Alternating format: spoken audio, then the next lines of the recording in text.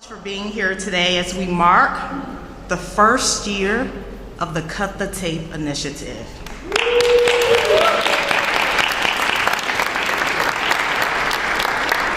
So we heard loud and clear from developers and business owners, it's too hard to build and do business in Chicago. Our permitting and approval processes were not just slowing down projects, they were pushing investment away. Cut the Tape is our response, a direct result of listening to our community and taking action. This is a key priority for Mayor Johnson and reflects his commitment to making Chicago a place where development and opportunity can truly thrive.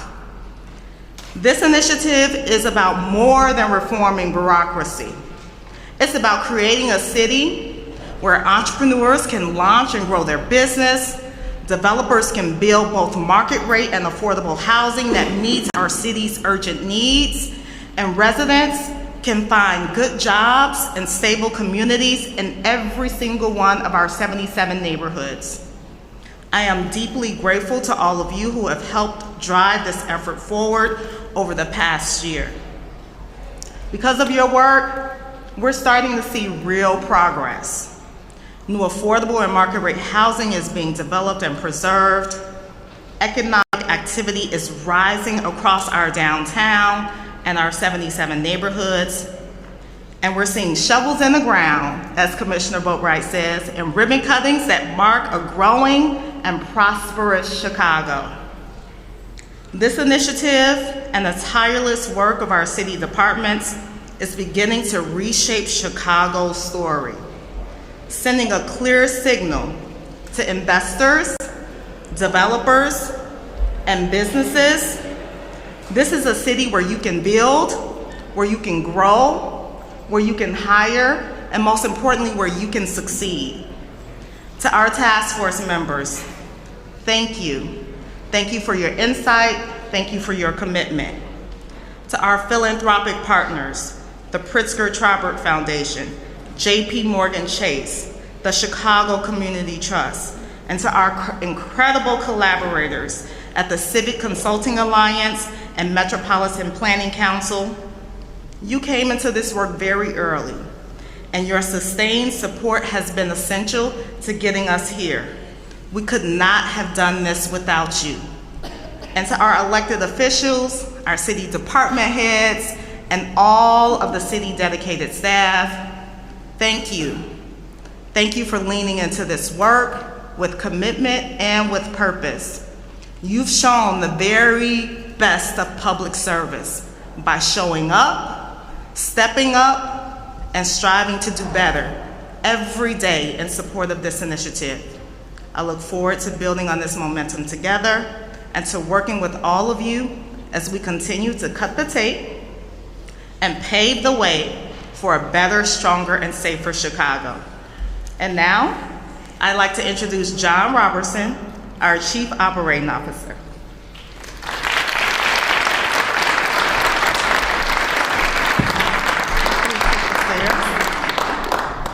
She always gets mad at me when I do stuff like that. It's like, why couldn't you just be like normal people and take the stairs? But she's the boss. Good morning. Hopefully the shine off my bald head is not causing problems for the camera.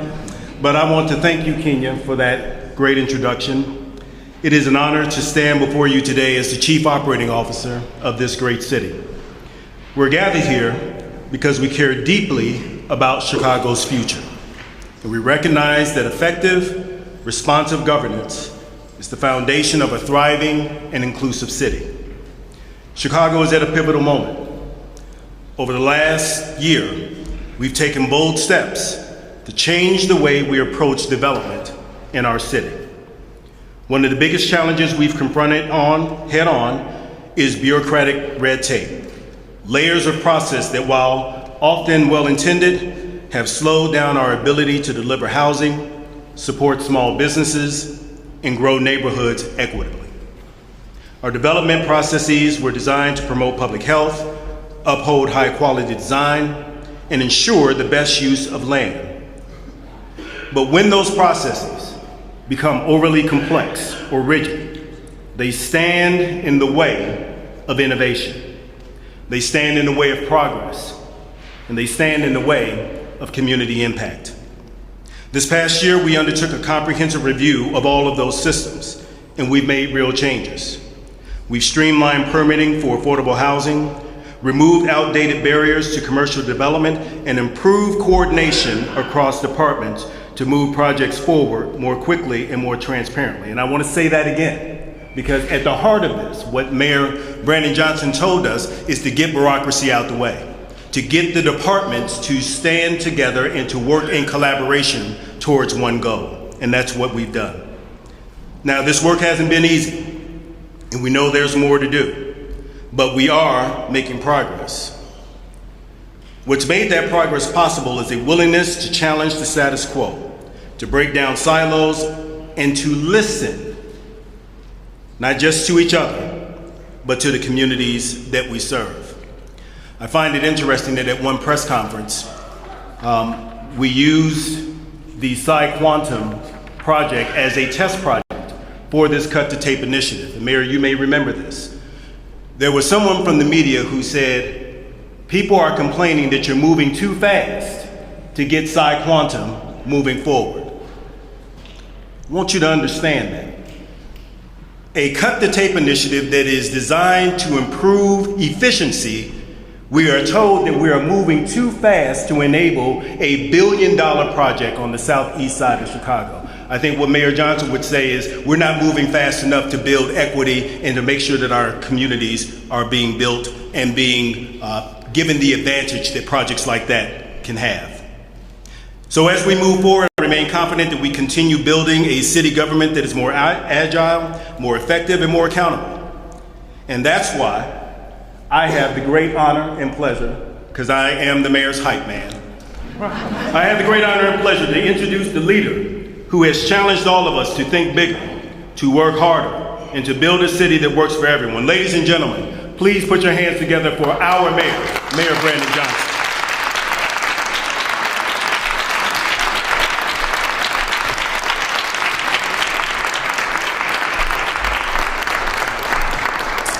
Thank you, John, for that introduction, and good morning, everyone. Good morning. I'm grateful to be here and very excited about this anniversary. To our Chief Operations Officer, John Robertson, Deputy Mayors Kenya Merritt and Lori Lipson, Department of Housing Commissioner Lisette Constaneda, our Commissioner for Department of Planning and Development, Sierra Boatwright, World Business Chicago, the Cut the Tape Task Force, and to everyone who made today possible, to all of our elected officials. I saw Chairman Jason Irvin is here, as well as Vice Mayor Walter Burnett. Could you please give them a nice welcome?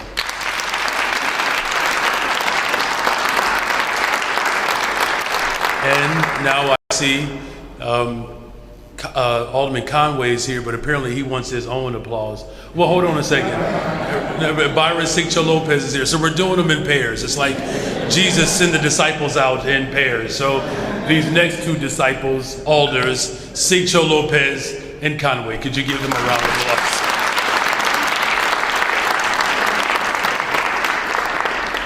I came into office 2 years ago with a commitment to address the affordable housing shortage, the historical disinvestment in our communities, and the lack of resources and infrastructure that our residents have needed to live and thrive in the city of Chicago.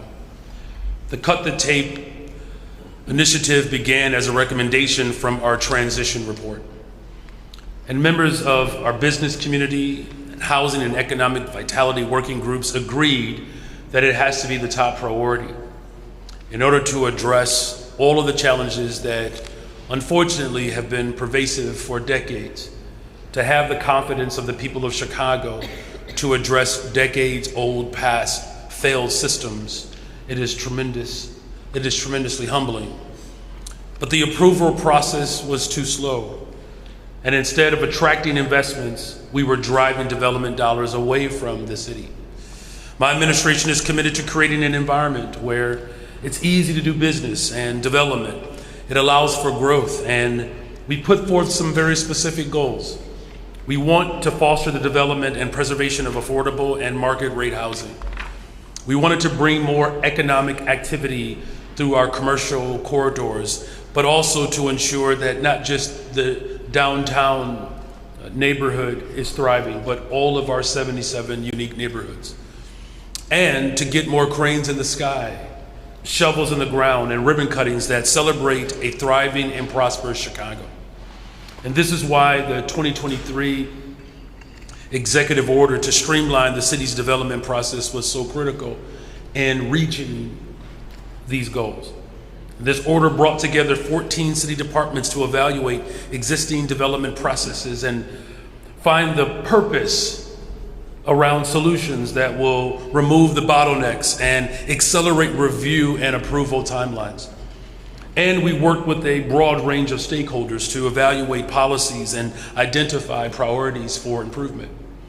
And last April, the Cut the Tape report was released, and it laid out 107 recommendations. And they range from various topics, and we had to address roadblocks ranging from staffing to technology, policies to administrative procedures, even the way our departments coordinate within City Hall. And I'm grateful that we have many of our commissioners that are here today. And alders just keep growing around here. Alderwoman Lindy Mana Hoppenworth is here as well. My apologies. So we got to find her a partner. So at any moment, another alder should walk in here. But again, there were too many policies and processes that I believe were well intended, but they no longer serve the purpose and eventually came to hinder the speed and the cost of development. And some of these policies were created to serve, quite frankly, the interests of a selected few, while causing harm to many of our residents. Our city departments have been digging deep to address these issues. And I want to thank all of our department leadership members that are here today, the staff that have prioritized this work, and they continue to do this every single day. We continue to drive economic development for the people of this city. But in order to do that, I work to empower these departments to rethink these processes and policies. And they have fully embraced this opportunity. The one thing that I appreciate about our department leaders, they are not afraid to do the work. And from this, recommendations were assigned to ensure accountability. We've created metrics to assess the effectiveness of these efforts and to show us where additional resources are needed. And we're making a lasting change by creating new culture and an approach and ownership of these outcomes. Because in order for us to create a society, a city that embraces all of its residents, we have to ensure that the outcomes are owned by the individuals who are closest to delivering transformation. And over the past year, we've achieved many of the goals that the Cut the Tape initiative sought out to do. And so far, here's what we've been able to do. We've streamlined zoning approvals, which are benefiting smaller developers and accelerating neighborhood projects where they are needed the most.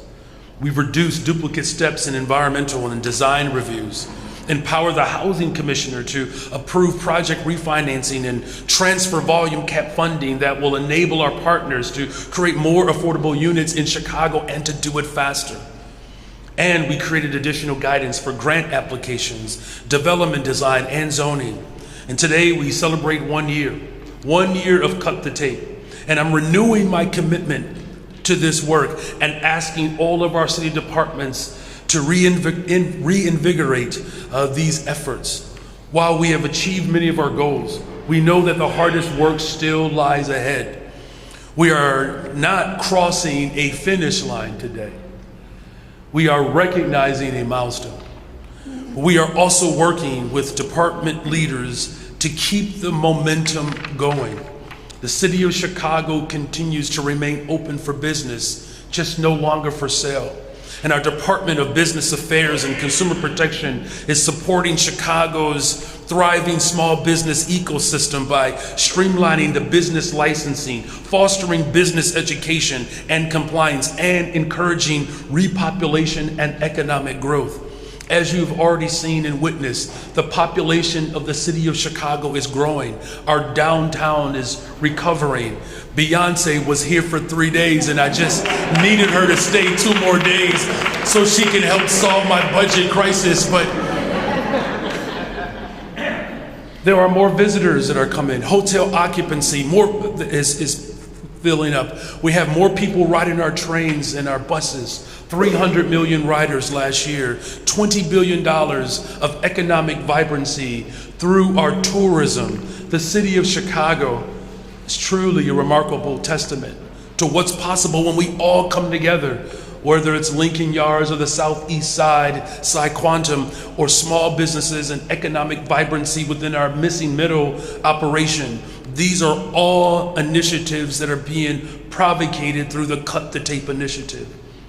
And I know that we have not addressed all of your concerns.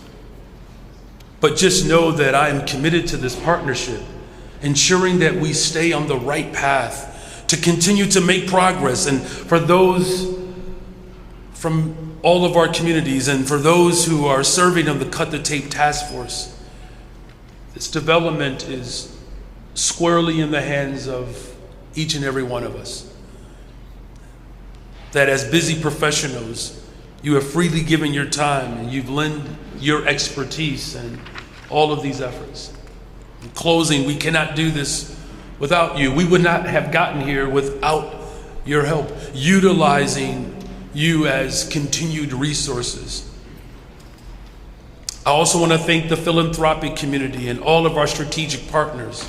I want to thank the Civic Consulting Alliance and World Business Chicago, the Metropolitan Planning Council. All of you have supported this endeavor in a remarkable way. And since day one, the Civic Consulting Alliance has been a trusted partner in driving this work. This executive order was signed, but the work is really what will define us. As I think about all of the research that have been done, the 200 interviews and the 300 ideas that came down to 107 solutions, it is clear that this work is not finished. The business and development environment that I inherited was decades in the making, but we know that we are moving in the right direction. In order for us to complete transformation, the systems of old have to be reinvigorated. We have to find more creative and innovative ways to approach all of this work. So the City Council, they play a part in this. In order to have the trust of the people of this city, they have to see this room united. There are families that are counting on us. There are developers that will create generational wealth for posterity. To increase the trust, the system has to create better opportunities. That's the way we bring people closer. I'm really proud of this initiative. I am. And together, you all, we are building a better, stronger, safer Chicago. But I also want to make sure that we build the safest, most affordable big city in America. And we can do that by investing in people.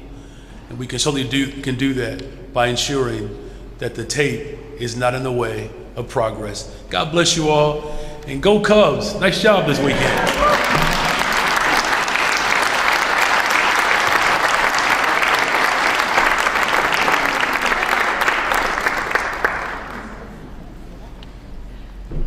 Thank you so much, Mayor Johnson. Now for an insightful conversation. I'm going to bring up our panelists who have played an integral role in Cut the Tape to have a conversation around each of their roles, as well as give us some insight around what's next. So with that, I'm going to bring up Abigail Sullivan, our Director of Process Improvement. Abby? Come on, Abby, just be like John. Just jump on over. Phil Beckham, Managing Partner of P3 Markets. Kimberly Sally, Executive Director of Sunshine Gospel Ministries. And my co-collaborators, DOH, the Department of Housing's Commissioner, Lisette Castaneda. And the Commissioner of Planning and Development, Sierra Boatwright.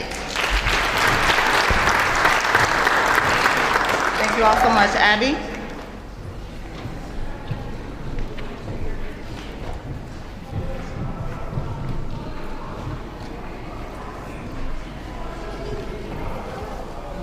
Are these on? This is on. Okay. Can everyone hear me? Thank you for coming. Most of the people that are here have been involved in this work, so I think everybody knows me, but I am Abby Sullivan. I am the Director of Process Improvement, and I am extremely honored to be here with Mayor Johnson today to talk about the work that we've done. We have our wonderful and generous panelists. Thank you for the introduction, Kenya. So we're just going to jump right in. Hi. Hi. Good morning. Commissioner Boatwright, what changes have you implemented that you are most excited about in DPD, and can you talk about the impacts that you've seen from some of those changes? Yes, we're cutting the tape, literally. One example of how that looks in real time and a quantifiable result, Plan Commission. For those of you that bring larger scale projects to DPD, it has to go through a process, and one of the process and approvals is Plan Commission. We've gone from 135 days to 79 days. That's a big deal for a couple of reasons. Thank you. Thank you. For a couple reasons. We know that time kills deals, and so when we want to see development move forward, we need to make sure that we're working collaboratively with our developers to ensure that those projects can move forward much faster. And so whether you're a mega project and a for-profit developer or a smaller, equally catalytic project, we're moving those projects along significantly faster than we ever were. Another thing, as we talk about priming the pump for development, if you will, zoning. Let's stick on zoning for a minute here. Zoning is an expensive and time-consuming process. Whether you're doing a mom-and-pop development on a key corridor or a larger project, we know that, as I mentioned earlier, time kills deals. And so what we're doing is proactively rezoning over 1,000 parcels to really prime the pump for development, to ensure that our corridors really reflect the priorities that we've set forth. And so whether that's more vibrant businesses or whether that's safe supervised recreation or more housing, we want to ensure that the zoning is appropriate to attract that type of development. What that does for developers is it requires you to spend a lot less time and a lot less money on those necessary zoning approvals. So again, 1,000 parcels across 6 major corridors with a lot more proactive rezoning underway. The other thing I want to just shout out is, Plan Commission is one thing, but we spend a lot of time on design. And any developers that have brought projects forward in the last couple decades, you know that we are really serious about design. That will never change. We're the city of Chicago, we're known for beautiful architecture. However, we recognize that duplicating review processes is expensive and time consuming. And so we've reduced our design review from 3 reviews to 1 review. And I think our developers are seeing it. A couple quick examples, timeline, 500 North Michigan Avenue, over 300 units of housing, over $100 million of investment, office to residential conversion, approved in less than 30 days, for-profit developer. Smaller scale project, but just as important, on the far south side of Chicago, a Chick-fil-A approved at Plan Commission in less than 30 days, 100 jobs created. And so whether you're a big developer or a small developer, you still get that necessary time, attention, and due process to ensure that we're cutting the tape and working collaboratively with our partners. Thank you. Commissioner Castaneda, the mayor mentioned some of the inter-city hall communication changes. Can you talk about some of the structural changes within your department and how that is affecting Cut the Tape? Absolutely. I actually think that everything, to just be very clear, everything that Commissioner Boatwright just described is also a really great example of things that are happening in one department that deeply impact another. So anyone who's gone through any of our affordable housing processes knows that the question of design review, the question of zoning changes, those are all questions that impact how quickly we're able to move. So we're really excited to see also the changes happening in the other departments. Among the things that Department of Housing has done is that we have established an implementation and evaluation bureau. So again, this idea of cut the tape is not a one-time idea. Mayor just said we are not crossing the finish line today. This is just the beginning. We have literally reconfigured the way that DOH is staffed in order to make sure that we are permanently always looking at how do we do this better, how do we do this faster. From that process as well, we have already begun to have some impact in the bigger things that we are doing. So obviously among the biggest things that the Department of Housing does is every 2 years we put out our qualified allocation plan for how we are going to be looking at the distribution of our low-income housing tax credits. This year we added a preliminary stage, which may seem counterintuitive to cut the tape, but really what the preliminary stage will give us is the ability to say up front, before you spend a ton of time and a ton of money on a project that will not be approved, let us get a chance to get a quick glance at it, give you a yes or no before you're able to move forward. That will save a lot of time and energy from our developers and give them a more clear sign of being able to say what direction are we going in. Thank you. Kim, good morning. What are some of the changes that have impacted your work? And please tell us about some of those impacts on your project. And is there anything that has surprised you about this most recent process? Our Sunshine Community Development Project started under the prior administration, the summer of 2022. And after getting approval from our alderperson to move forward, we had our initial meeting with the Department of Planning and Development, of which the commissioner did not attend. We presented our project fully, and we kind of left the meeting, our development team kind of doing kind of the takeaways where the meeting was disjointed. We left there not knowing whether or not our project was supported by the Department of Planning and Development. So that meant that we had to have several conversations after that. Come full circle 2024, when we were able to meet with Commissioner Boatwright, she led the meeting. She was there with quite a few of her staff from the Department of Planning and Development, and she set the tone for collaboration. She shared her passion for development in the city and revitalization in our communities, and she made it clear that her goal was to get any viable project to a yes and to get shovels in the ground. And so that laid the groundwork for a very robust conversation with our development team and DPD, where we presented our vision.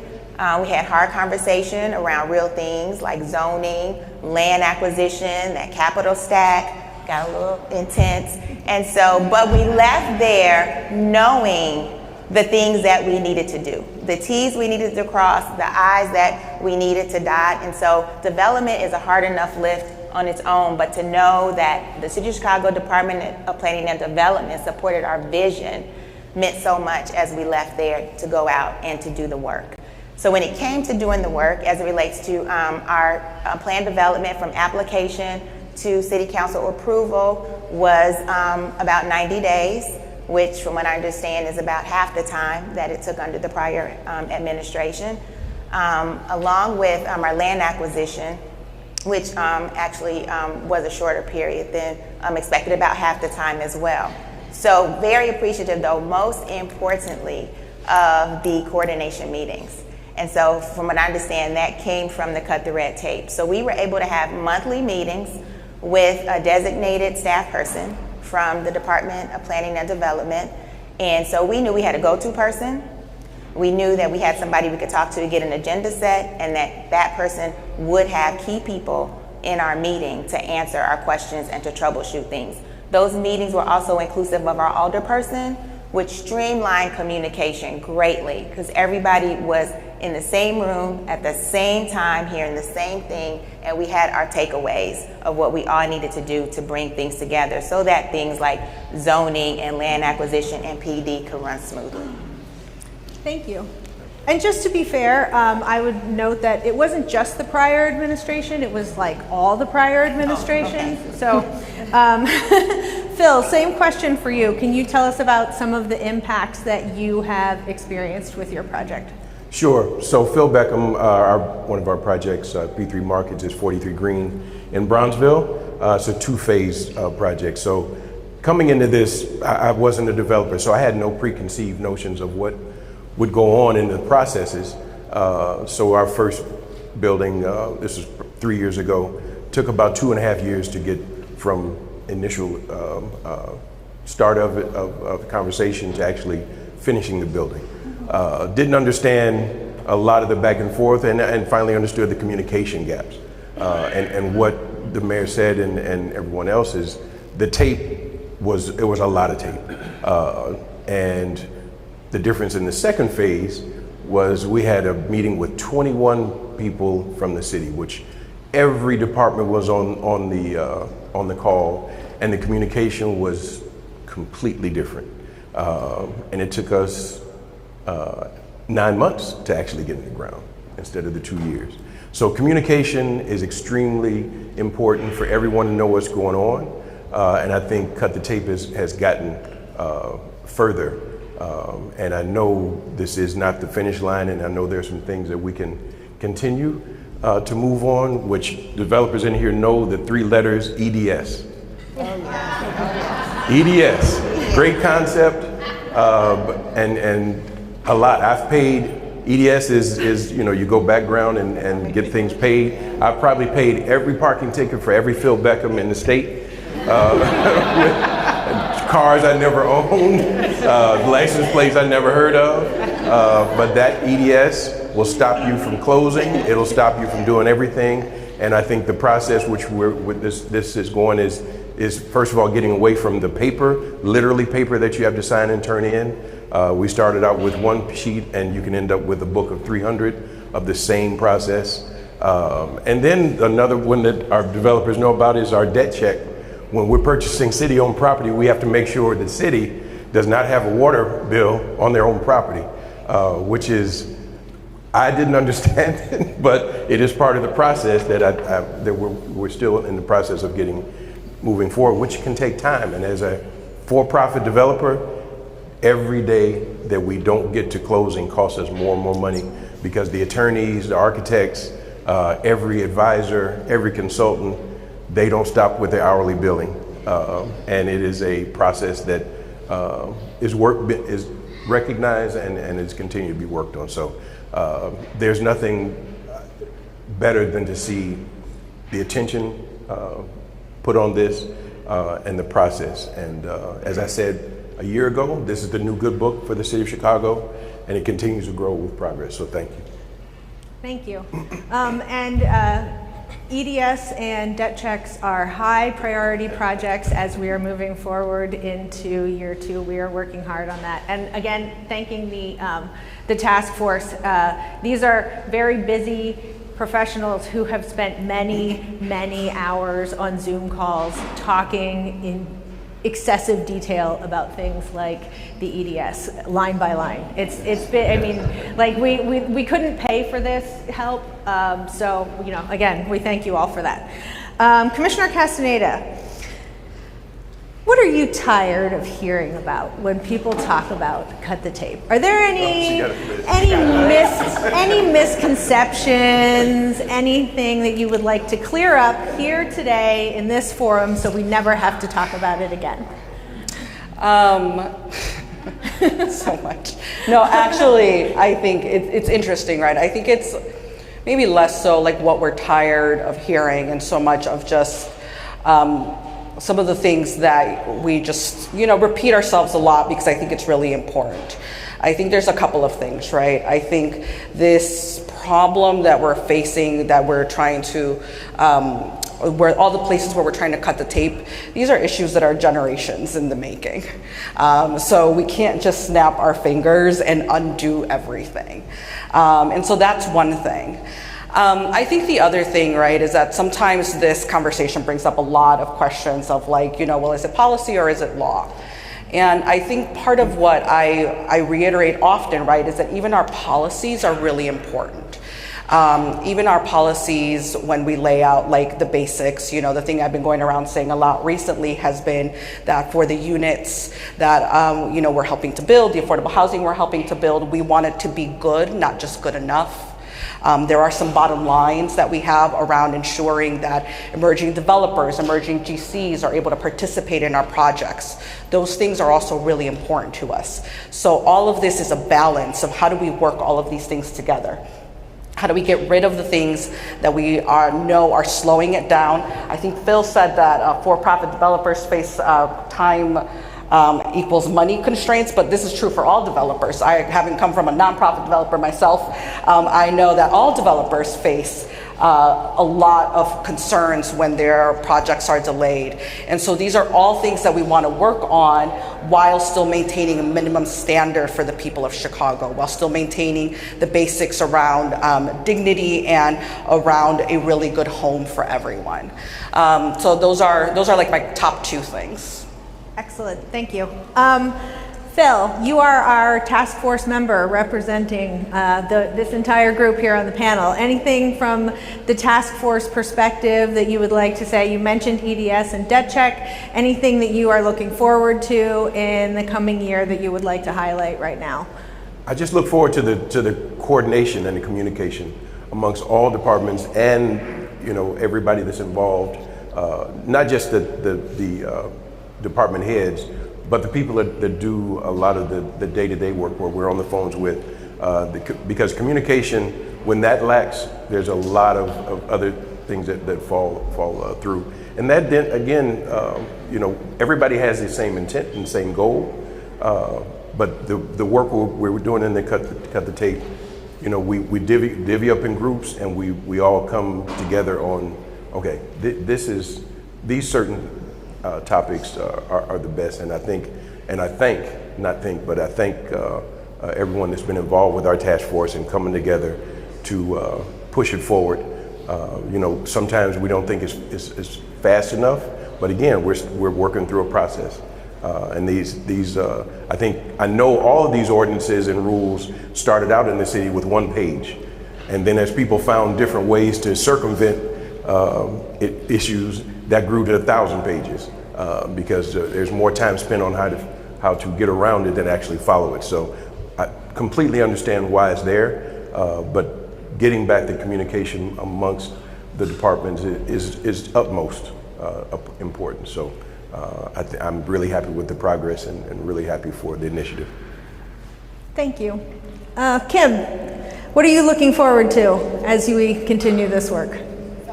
Echo what Phil said as it relates to the coordination. It's been invaluable. There was a staffing change right before we went to Plan Commission.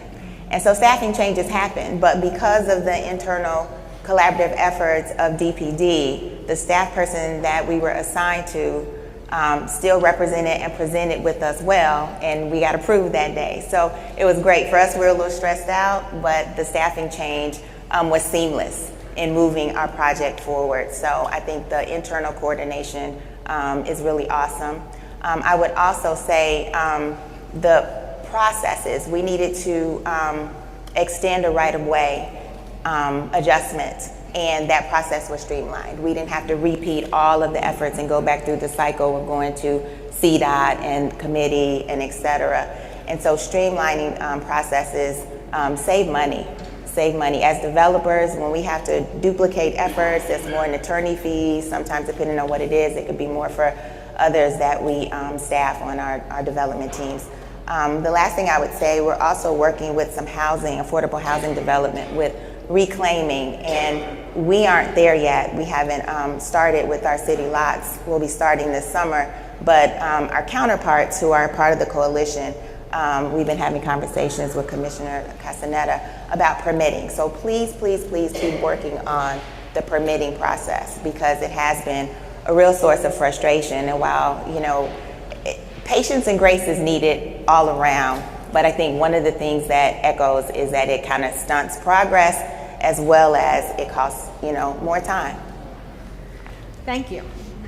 Commissioner Boatwright, what are you looking forward to in year 2?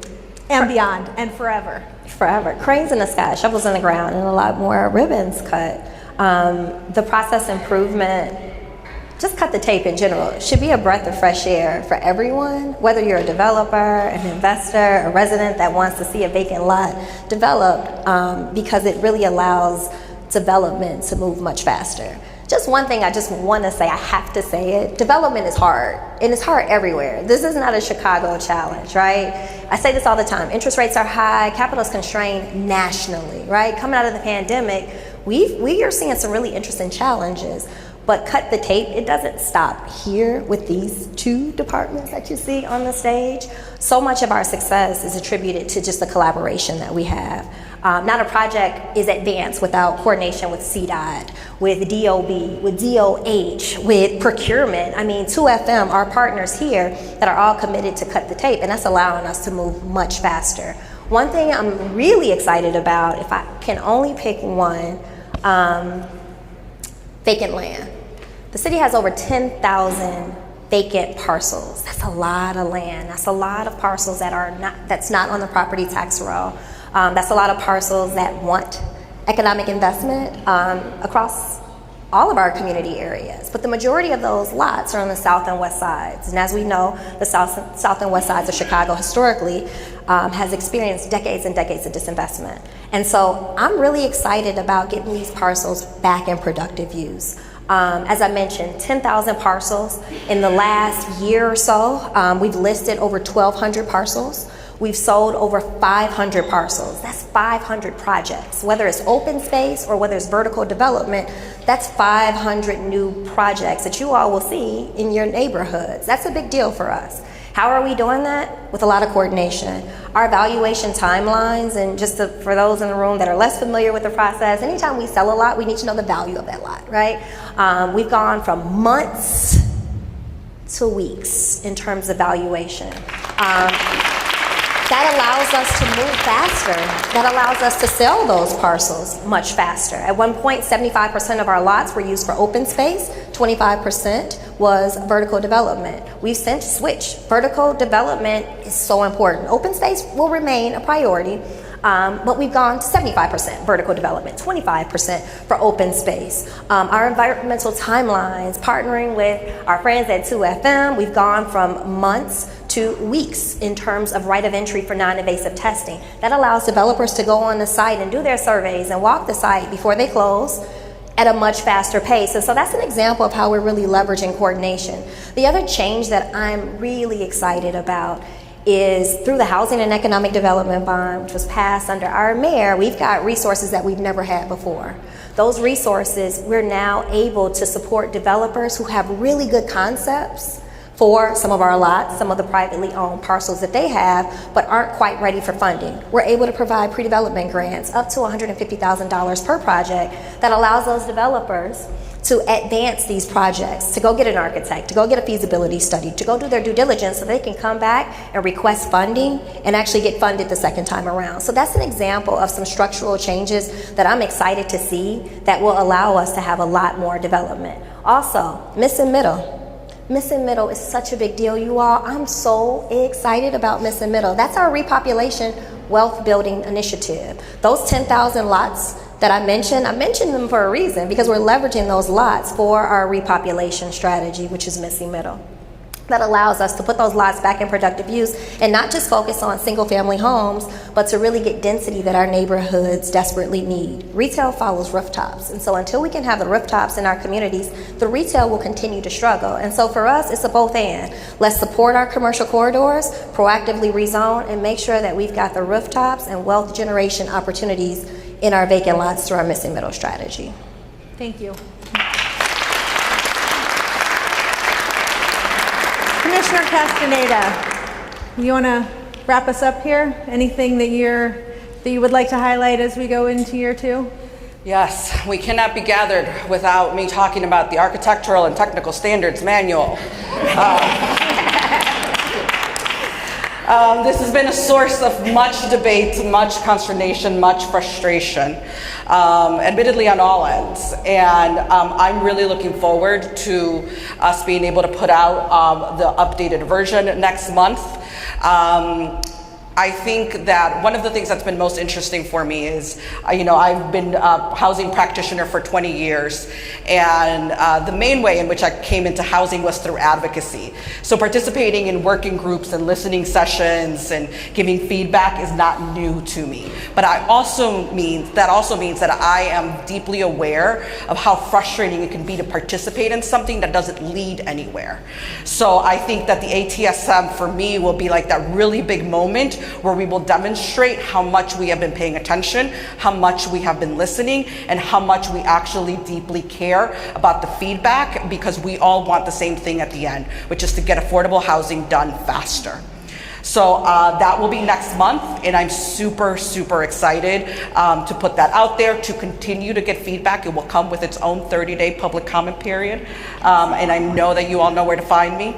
And so I'm really, really excited for that. I think the other piece that I'm really excited about, of course, I cannot talk about housing these days without talking about green social housing. Our lead co-sponsor, Mana Hoppenworth, is here.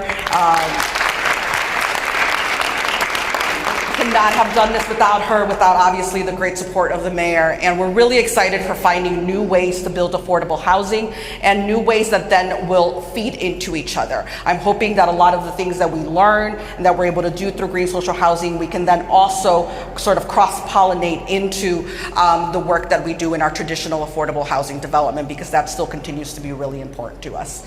So more than anything, I know that we're going to be building a lot more affordable housing in the years and months to come. Thank you.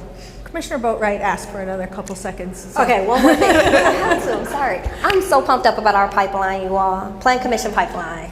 For 2024, $11 billion. Billion. That's more than 2022 and 2023 combined. That's a big deal for us because it will lead to more shovels in the ground, more cranes in the sky, and more ribbons cut. The other thing that we did not mention, and we absolutely should, is our conversions downtown. We've got 6 buildings that are advancing from office to residential conversion. One project we broke ground on last month. Another project was approved at CDC. We're moving those projects along. We're talking about hundreds and millions of dollars, over 1,400 units being created just in the loop alone with some city subsidy. The thing I'm really excited about is those conversions are starting to prime the pump for more private development. So those 6 TIF-assisted projects have led to an additional 6 projects that are moving forward without any subsidy. And so we're talking about creating more units of housing and affordable housing, more eyes on the street, and that helps economic development and vitality as a whole. So I just wanted to mention the conversions that are underway and how we're leveraging the housing and economic development bonds to really be bullish on repopulating our city and getting more equitable, impactful, sustainable development across all 77 community areas. Fantastic. Thank you. Thank you so much. That's it. Kenya's going to wrap us up.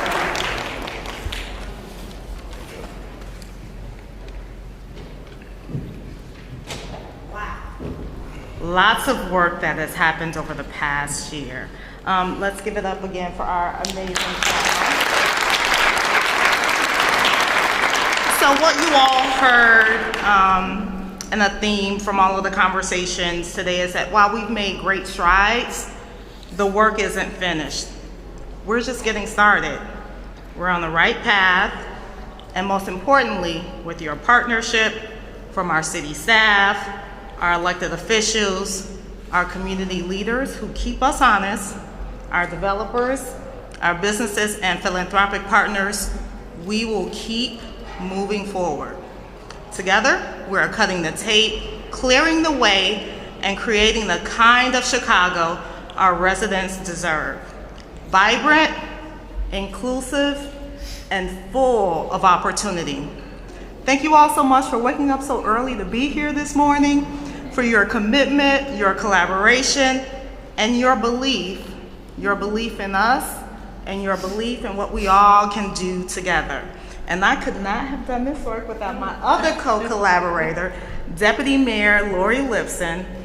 And before we wrap up, we want to give some shout outs.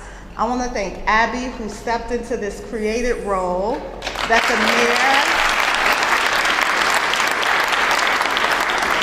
So our chief operating officer was absolutely correct. Like the mayor said, get it together, y'all. And we said, Mayor, we need some people to get it together. And so Abby has taken on this charge and has done an amazing job over the past year. Thank you for your commitment and for your diligence towards this work. I know it has not always been easy. And I'd also like to give a shout out to my team that's here that helped put together today's event. I think Ethan G is here, Ethan Gilman, who has worked, Ethan, wave your hand, who has done incredible work. And the rest of the band team that I think are back at City Hall. One of the things that we do want to recognize, you guys see Commissioner Castaneda, you see Commissioner Boatwright, who all have done amazing work in their own right and have also added additional staff to their departments because they take this work so seriously. What you don't see is the other departments that are so integral and key to this work. And so I'm going to embarrass them. I'm going to ask them to stand. Our BACP Commissioner, Ivan Kapafali. And again, just acknowledging our commissioners of DPD and DOH. And Lori, underneath her portfolio, I'm gonna have her acknowledge the infrastructure department. Thank you all for coming. I'm going to embarrass my team for sure. First up, Tom Carney from CDOT, Department of Transportation. Randy Connor from Department of Water Management. Marlene Hopkins, Department of Buildings, we're working on that permitting. Department of Fleet and Facilities, Julie Hernandez Tomlin. Department of Procurement Services, Chief Procurement Officer Charlotte Roberts. Nick Lucius, DTI, Department of Technology and Innovation. MOPD, Commissioner Arfa. I saw her a couple seconds ago. And I also want to thank Department of Finance for those debt checks and EDS, and our law department as well. We use all these departments to work together to make sure that we're building better together. Thank you all for coming. Appreciate it. Thank you. Before we wrap again, just another thank you to our philanthropic partners and Civic Consultant Alliance for all of the work that they've done. Rebecca, if you're still here, you and your team could just, we truly would not have been able to do this work without them. They have been the extra set of hands and thought partnership and certainly funding from our philanthropic partners. I see we have people here from Pritzker Traubert Foundation. Not sure if we have people here from Chase and Chicago Community Trust. Thank you all so much for your partnership. And most importantly, our task force members. So when we started this project, who would have known that like cutting the tape would have been like the thing and sexy, but it has turned into a thing. We have a whole logo, y'all. And so we put together a task force of people that were excited to share their insights and their ideas. And I just want to acknowledge our task force members. If you guys could stand. As we close out the program, we're gonna ask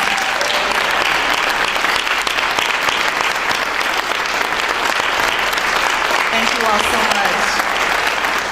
Lots of hard and difficult conversations. Stay standing because we're about to close out. We're gonna ask you guys to come up for a photo with the mayor, and then we have some gifts. Last but not least, I'd like to also thank Robin from World Business Chicago. She has been instrumental in helping us move this work forward and our entire team at World Business Chicago. Thank you all so much for joining us today.